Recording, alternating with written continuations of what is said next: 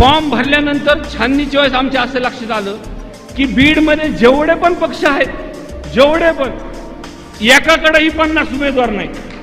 अण्णांनी पैसा निश्चितपणे आणलाच, पण त्याचा नीटपणे उपयोग झाला नाही.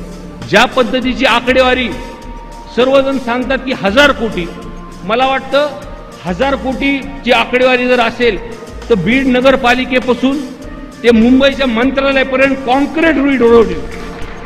आपल्याकडं 4 वर्षानंतर पाऊस आला. पाऊस आल्यानंतर सर्व शहराचं पितळ उघडं पडलं. ज्या पद्धतीने सर्वांच्या घरात पाणी घुसलं, आपण कचरा त्या नदीमध्ये टाकल्यामुळं नदीचा प्रवाह बदलला आणि तो प्रवाह बदलल्यामुळं पेठ बीडमध्ये पाणी घुसलं. स्वच्छ पोळे, स्वच्छ मी आहे, स्वच्छ मी असल्याची माझी टीम सगळी स्वच्छ आहे.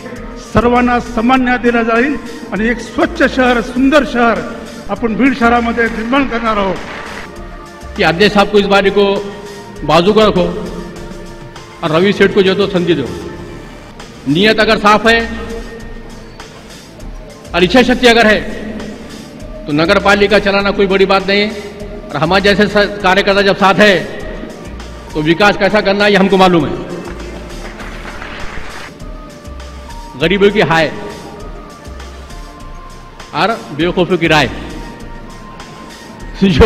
जो नेता लेता वो क्या सुधर सकता है यार? सुधर सकता क्या?